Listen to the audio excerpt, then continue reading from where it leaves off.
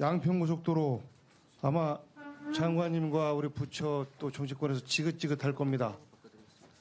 그런데 양평고속도로와 관련해서 국민적 의혹은 한 줌도 해결된 것이 없습니다. 그래서 오늘 국감장에서는 국민들을 대신해서 상식적인 몇 가지 문제에 대해서 말씀드리려고 합니다.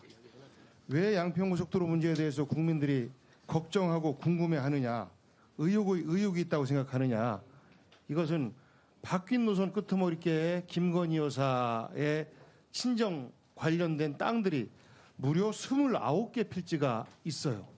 그래서 이 노선 변경이 윤석열 대통령 당선과 동시에 그 직후부터 진행이 되어서 고속도로 노선조차도 김건희 여사 일가의 부의 축적용으로 활용하는 것 아니냐라는 의혹이 제기되고 있고, 국민들은 그것에 대해서 그럴 수 있겠네?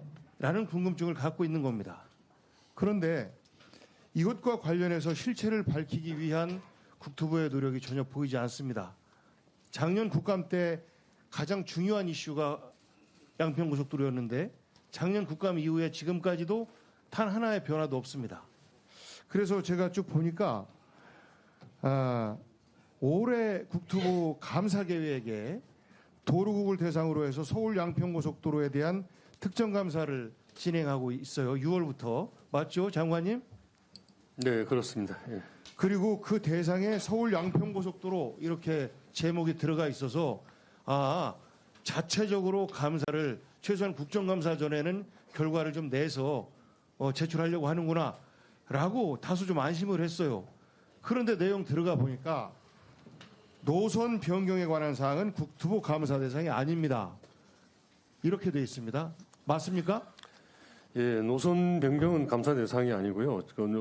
용역 관리 과정에서의 잘잘못이 있는지 하는 그런 행정 업무 처리에 관한 내용의 감사를 저희가 하고 있습니다. 그러면 예. 우리 국민들은 왜 노선이 변경됐는가라는 궁금증을 갖고 있습니다.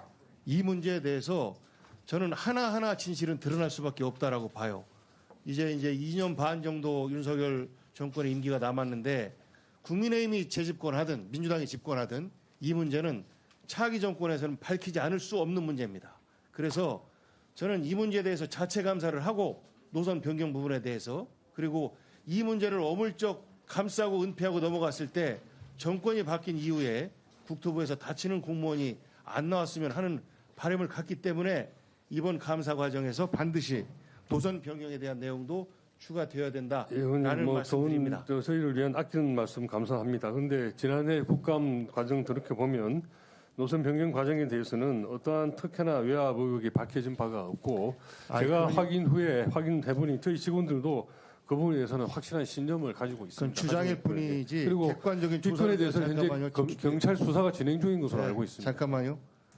그래서 그 부분에 대해서는 제 말씀드린 대로 국토부 스스로 실체를 밝히기 위한 노력을 해달라라는 말씀하고, 과정에서의 이제 의혹들이 자꾸 나와요. 작년 10월 달에 그러니까 바뀐 노선이 원안보다도 경제성이 높다라는 발표가 있었어요. 약 0.1 정도 높다라고 발표가 됐는데, 장관님 지난 2월 달에 그 중부 내륙선과 또 경춘선 조한나들목 화도분기점 연결된 거 아시죠? 네, 네. 이 연결된 부분은 양평고속도로의 BC 분석을 하는 데 있어서 굉장히 영향을 미칠 수밖에 없죠.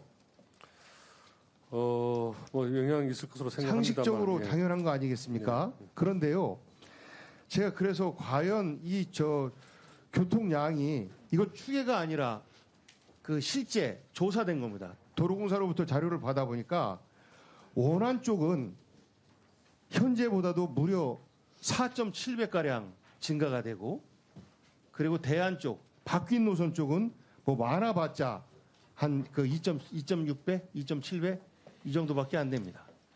그러니까 애시당초의 원안을 결정한 것은 이러한 노선이 연결되고 한 부분까지도 모두 다 감안이 되어서 원안으로 된 것 아닌가라는 합리적 추정을 할 수밖에 없어요.